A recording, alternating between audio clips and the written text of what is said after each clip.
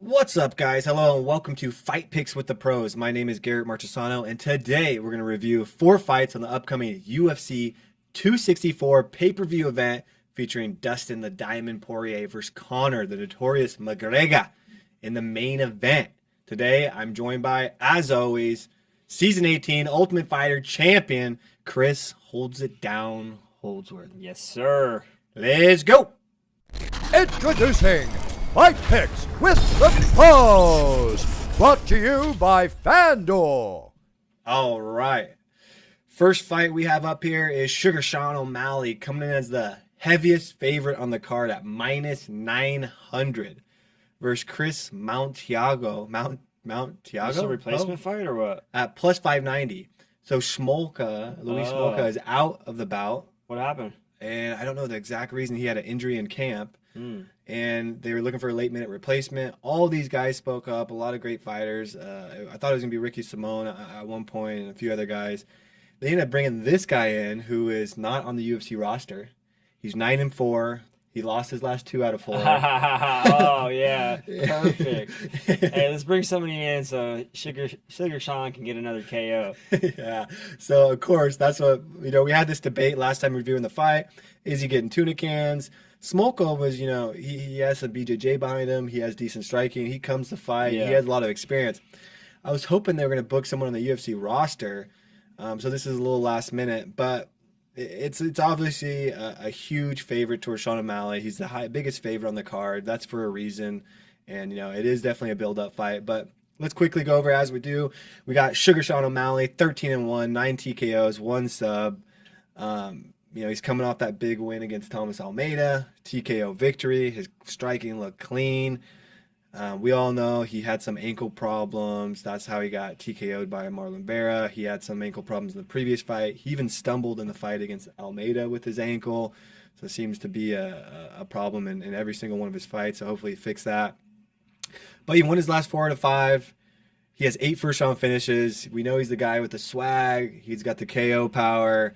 He attracts. He's got the record for Contender Series views. When welcome to the Sugar Show. It's real famous. So first, Sean O'Malley. Overall, what do you think about Sean, the undefeated fighter, coming into this, his mentality, and getting his short notice replacement?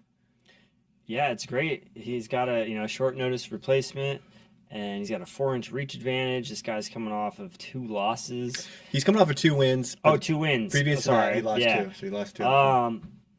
I've never heard of this guy, Chris Montinino, Rivera Athletic Center. He's training out. I've never heard of them either. So this seems like it's going to be some easy work for Sean. Seems like he's going to be able to use some of his new techniques and maybe try out some new techniques. Yeah. And if he's lucky, he might get something flashy and spinny and KO this guy with something really cool. And the UFC is smart. They know the style Sean has, and they want to see the flashy. They want it, They want to see all that. Imagine they're just giving him somebody like, hey, we want to see some of that flashy shit. Hey, Sean, we're gonna give you somebody. Let me see some of that spinning shit. We're gonna give you one this guy only has 1 sub. Yeah, but, Let me see some spinning shit, Sean, or else next time you're gonna get someone. Yeah. So I definitely got O'Malley on this one. I think he's gonna have the better striking, and I don't think this guy's gonna be able to take him down or do anything. So 4-inch reach advantage. Sean's already got really good striking. He's gonna hit something flashy style and get a KO this time. I completely agree. I think it's heavily for the KO finish by Sean O'Malley. He's gonna have plenty of time. Like you said, he's got not only has the striking advantage, but he's got the huge reach advantage. I expect him to keep the distance, tag him up. He's going to go spinning back kick after spinning back kick is one of his favorite moves. I can see him throwing that 5 times in the first round. It could be bad. And on the other side, Kris coming into his first UFC fight on the biggest main event card you could be on all year long. This is going to be the biggest pay-per-view, UFC 264. And Sean's on the main card, He's on the main card. Yeah. He's the first fight on the main card. It's going to be lights, camera, for Kris, actions. Right? Yeah, this is a great opportunity for Kris. So it's going to be, we can expect over 2, the expectations are over 1 million pay-per-view buys, right? That means there's going to be over 2 million people watching you fight, okay? 2 million plus. Every TV has, many people watching it. So it's interesting for Kris. Let's take it as Kris. He's won his last 2 fights. He lost the 2 previous to that. It was by KO and by submission, so he's feeling good. He got prospected in the UFC for a reason because he's aggressive. He's got management asking for it. He's coming off 2 wins. He's 9-4, coming from Cage Fury. He's got swag to him. He's got colored hair. He's got tats. For him, his team is thinking, let's come in here and steal the show. You know, lights, camera, action. We got Sean O'Malley. If we win this, everyone will know our name. We'll be the new guy in the UFC. He probably just signed a short-term contract, 1 fight, 2 fight. Let's get this to be a long-term contract. This is his time to steal the thunder. And if I was him, I would not try to stand, even though he's got 3 TKO wins and striking is part of his strength. I do not care. What is the best way to beat Sean O'Malley? Take him down, kick his ankle, kick his calf kicks. And I hope his team comes up with a good strategy, not to just stand and bang it out, to really have a true strategy to come in and beat Sean in this fight. So last thing before we move on to the next fight, if you were in Chris's corner, what would be your advice to him to take Sean out? You know, exactly what you said. You know, you have no pressure. Yeah, it is your first UFC fight. Yeah, you are fighting on the biggest pay-per-view card of the year. Yeah, you are on the main card fighting Sean Sugar Show, you know, who's a big star. But like you said, maybe that brings out a certain Kris. You know what I mean? Maybe that brings out he has nothing to lose. He goes in there and puts on a great performance and wins. He's gonna skyrocket, right? He goes in there, puts on a good performance and loses. The UFC might want to sign him and be like, "Man, that was entertaining. You brought the heat. Hey, we threw you to the dogs this first fight. Let's sign you to a 3-fight contract now." Yeah. You know what I mean? So I think it's a win-win, unless he just goes out there and gets flatlined real easy.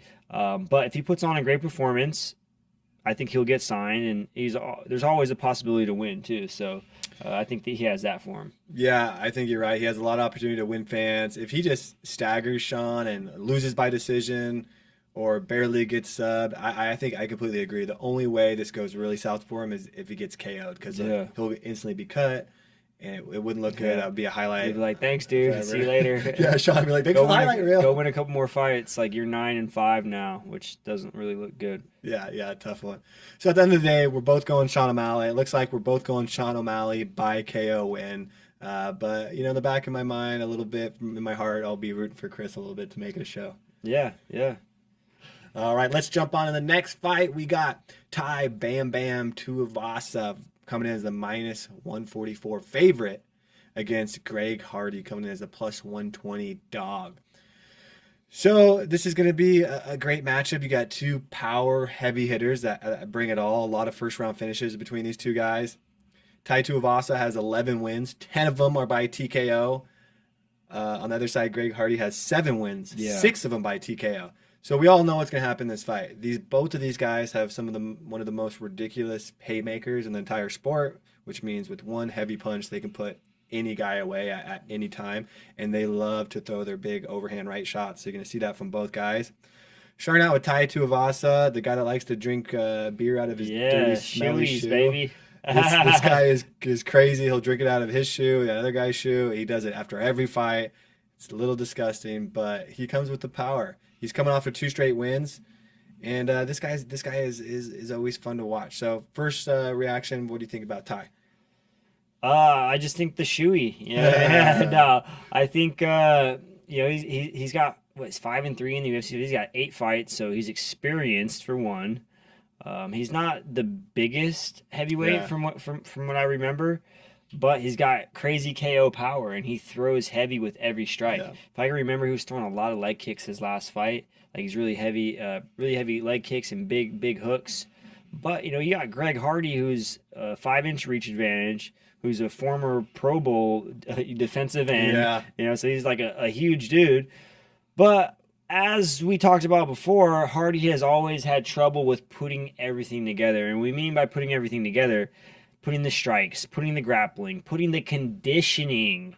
And he gassed out those last couple fights and was winning and then gassed out. And then, of course, he lost. Yep. So if he comes into shape, if he's working on, the conditioning aspect of MMA, and he's learning how to not throw everything in every punch, put everything into every squeeze, I think he, has the advantage there. But if we see the Greg Hardy that just goes out there and swings for the fences and gets tired in the second round, I see Tuivasa slamming some shoeies afterwards. No, I completely agree because Greg Hardy I'm always impressed with him. He's getting better every fight. His striking's getting more crisp. His takedown defense. Yeah. His cage control and grappling. It's like he's beaten these, even in his loss, his last fight, he was beating Marcy Tybura round 1, round 2. He was just gassed. He was getting gassed. He's too tired. And that's same thing with all his losses. He's in the fights. He's even winning the fights.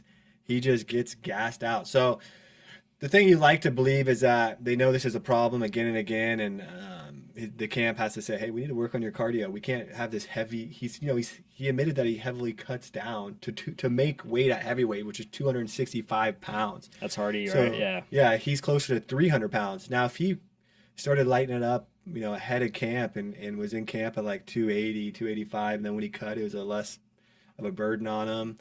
I'd like to see him come in light at like 255 or something. That's how you get that cardio going. So let's hope he's working on the cardio. Greg Hardy has kind of a wild personality, so I can see him just skipping it and being so confident in his power, etc. Hopefully, when you're fighting world-class guys like Ty and other guys like he strives to do, to be in those top 5 heavyweights, they can go to round 3, round 4, round 5, and then you're talking 5 rounds, no problem. They'll put Hardy away every match. So he can't compete with those guys right now. So we'll see if his endurance changes, and I'm really excited about this fight. These guys are so similar in their style and their power, similar fight styles. They're going to stand and bang it out. No one's going for the takedown.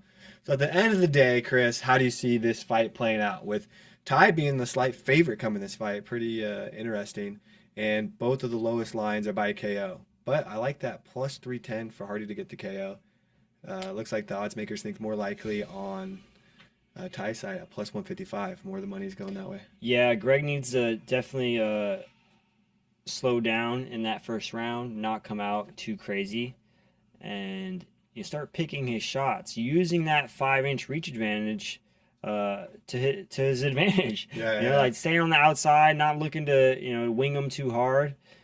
To defend the low kicks, because I think Ty's going to look for those inside low kicks from that opposite stance. Since Greg is orthodox, Ty is southpaw. I can see Ty throwing those rear inside low kicks to off balance Greg, and then maybe come in with some big hooks. I'm gonna pull for Ty just because I'm a fan of guys who put everything together and that have the conditioning to do so.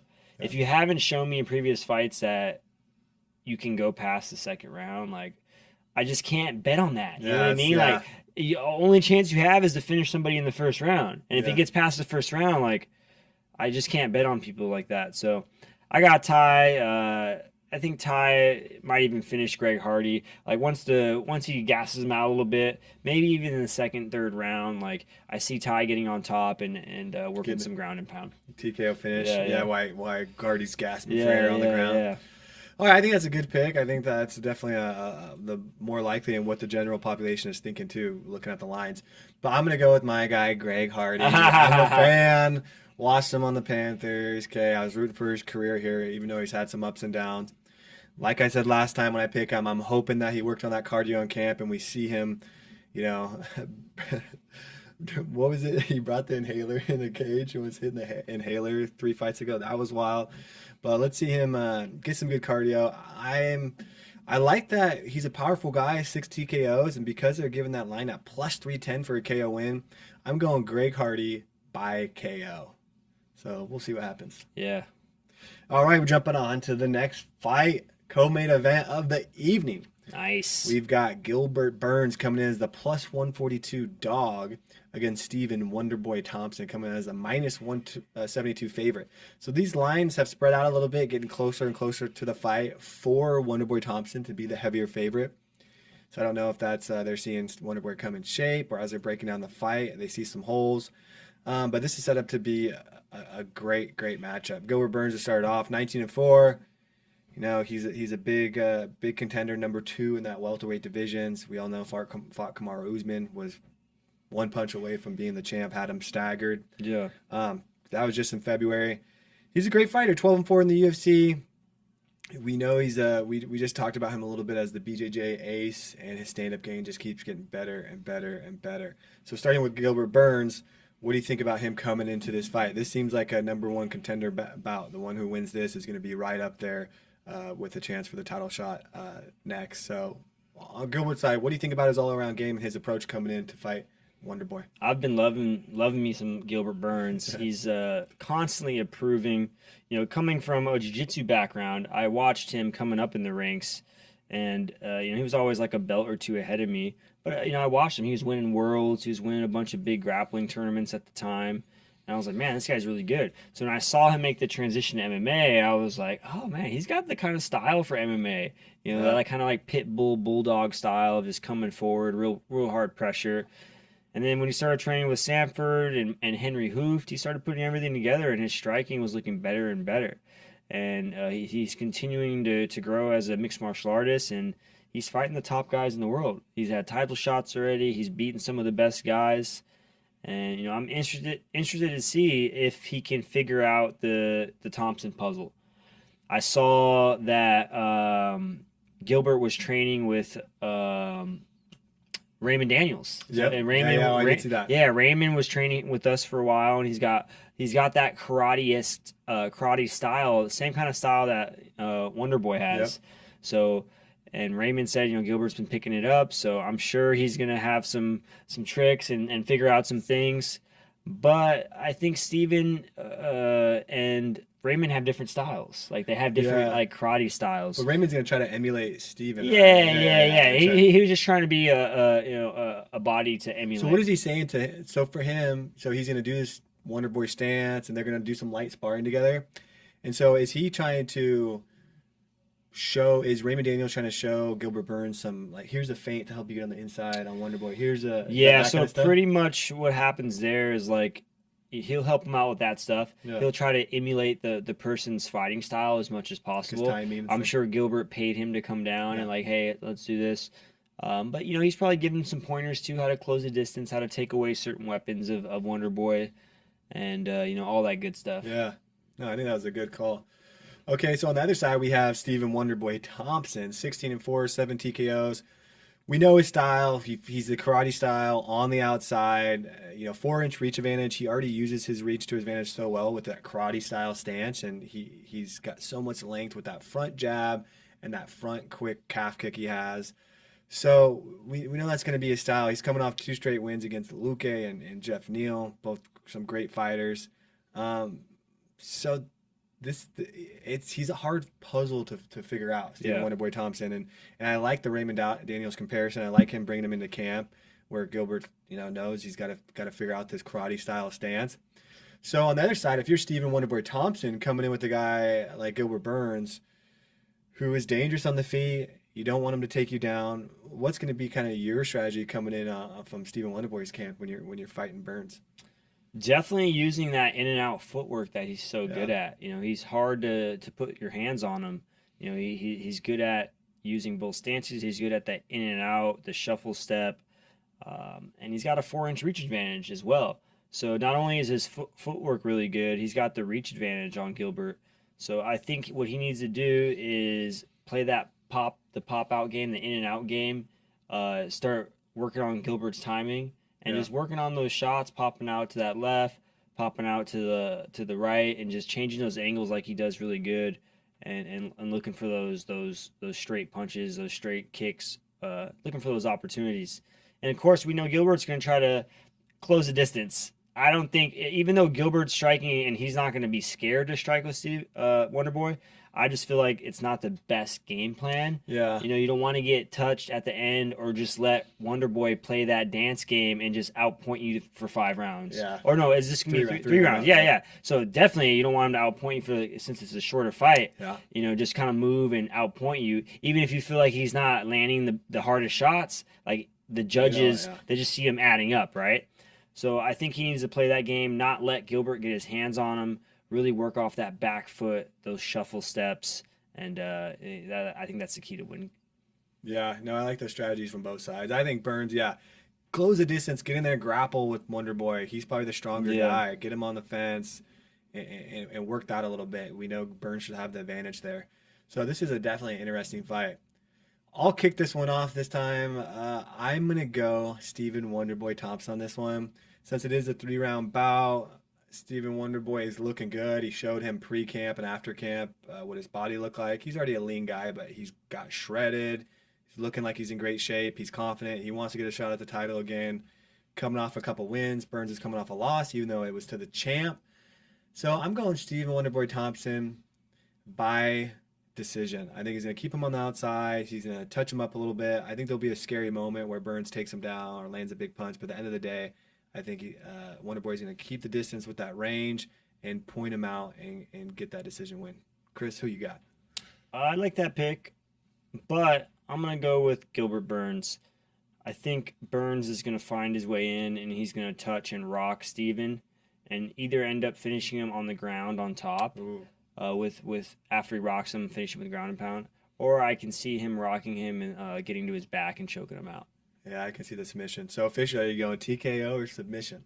I'll go TKO. Okay. Yeah. You got Burns by TKO. I got Wonderboy by decision. That's going to be a good matchup. It's time for the main fight pick of the evening.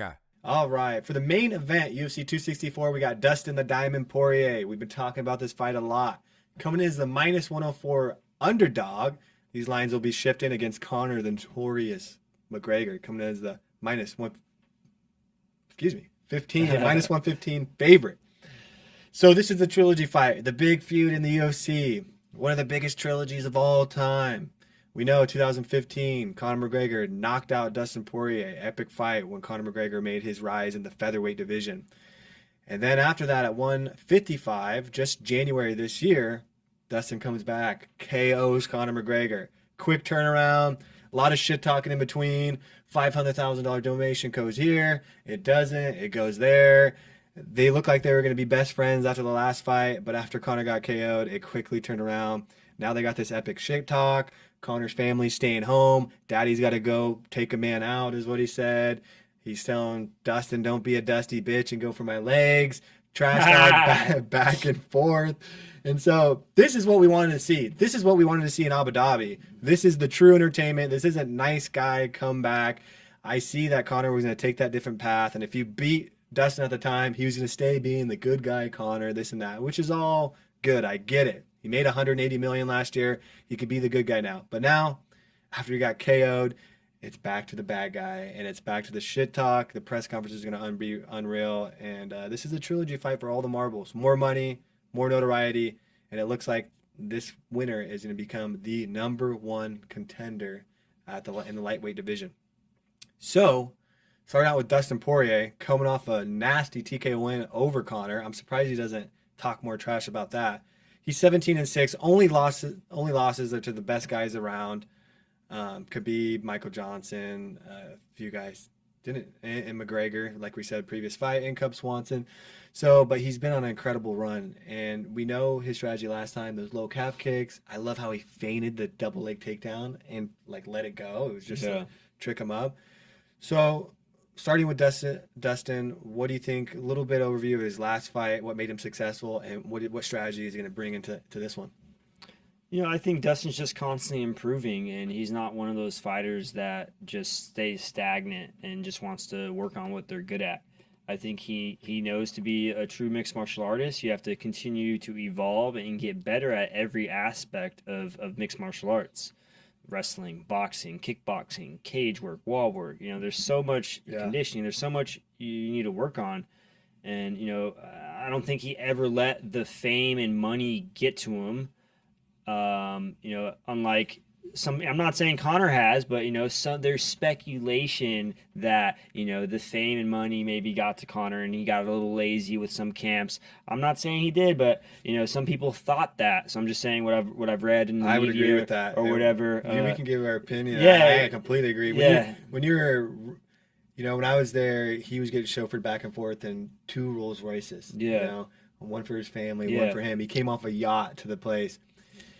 They questioned his training partners because he brought in his old childhood boxing coach, and he looked like a boxer during that fight. The front stance, 2 legs out in front. It wasn't the karate, not as grungy as it used to be. So I agree with you on that. But go ahead, continue.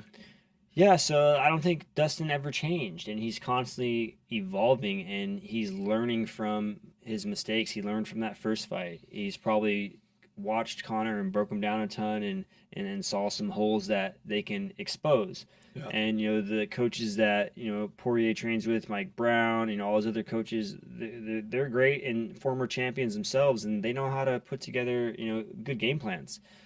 And I would like to see kind of the same kind of game plan coming into this fight, but we all know Conor's probably going to come in differently this fight.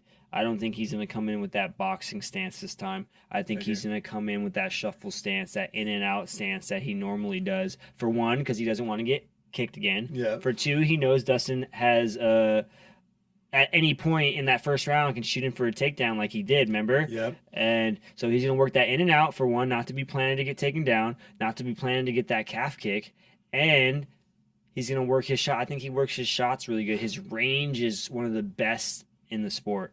So him just figuring out Dustin's range in the beginning, not being a stationary target and getting kicked or getting taken down, he's going to look to land those straight lefts and work that. That's what I feel. Yeah, no, I think that's a great breakdown. I think, on Conor's side, that he's going to be moving in and out. He's going to have that karate stance. But on the other side, okay, we have Dustin Poirier coming back in, and all this shit talk. I see Conor trying to mess with Dustin's game plan, right? We all know what Conor wants this to be. He wants it to be a stand in the center of the ring, and he wants to counter with that left hand, right? Yeah. And he wants to come forward and pressure you. And he'll take a shot to give that left because he knows it can put a guy away at any moment. And I didn't look like Conor knew that he had Dustin hurt in the previous fight, and Dustin did a great job covering up. And kudos to Dustin being honest that he was hurt, because he could have covered that up as well. But for Dustin, for him coming in, I think he got. If I was his corner and talking to him, I'd say it's the same game plan going in, and then you have your backup game plan, right? Because I loved how he shot. He shot for a single leg, and he grabbed Conor's leg, and as he's grabbing it and pulled it up, he pulled up a feet, and then he let go and then go back into his stance. Yeah. And so he was just doing it to make Conor think about that single leg or think about the feint to the double leg. And they're all saying, Conor's like, "Don't worry, I'm going to check the leg kicks, and we practice this and that."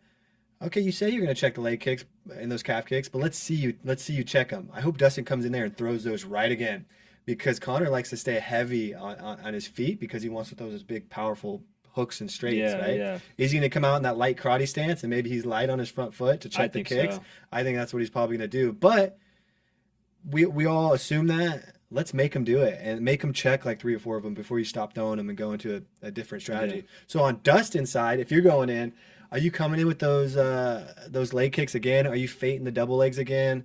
What's going to be Dustin's game plan to get Conor feeling uncomfortable like he did that the second fight?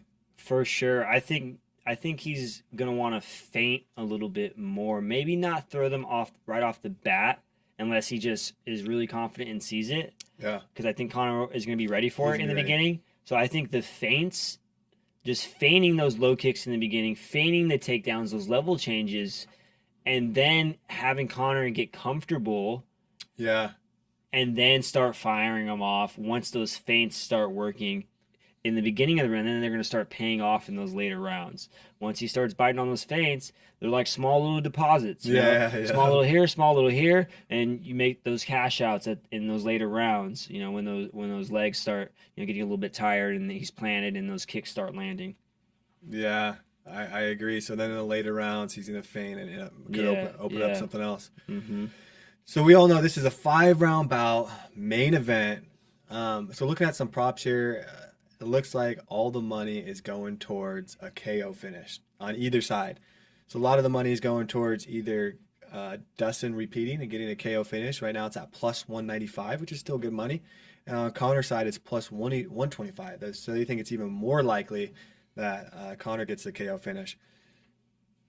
And what's surprising to me, it's really high by points, plus 650 on Dustin's sides, plus 850 on Conor's side. I think that's a little bit because we know Conor gasses in that 4th and 5th round. Hard for him to get a decision win. But what do you think of what I was going to bring up to you, Kris, is because Conor starched Dustin and KO'd him. Conor starched Dustin, yes, and then Dustin KO'd Conor bad, right? He was out. Since they both know they each of them have KO power, they had each other's number. We all know it. Do you think they'll be a little bit more hesitant? I could see that it could be more of a little pitter patter on the Yeah, outside yeah. in round. And I've seen this happen before where they respect each other so much where the rounds are passing because there's a lot of dead time. And so I like that decision line by points on both sides. Dustin plus 650, Conor plus 850. What's the likelihood of this going to decision?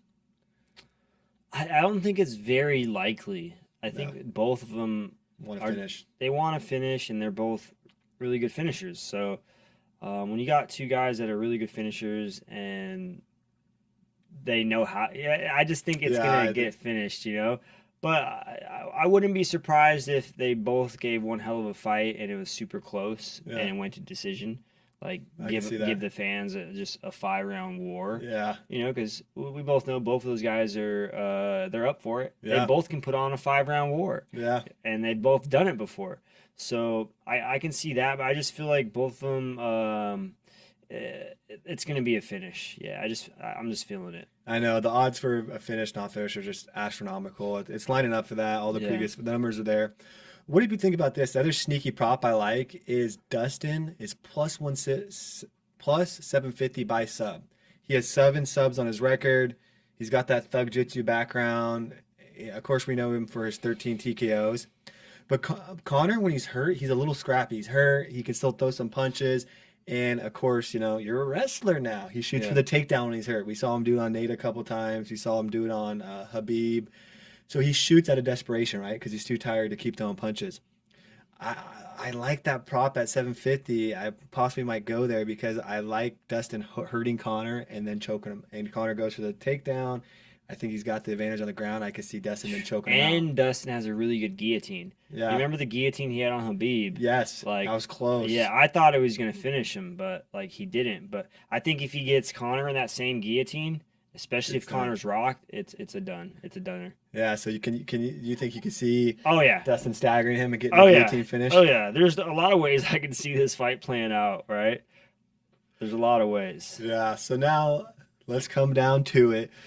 We see the lines. We see that, the heavy props are by KO on either side. The points are really high, plus money, and same with the subs. But at the end of the day, who you going with? Your official. We've made this pick about 6 times now throughout the last 2.5 months. Yeah.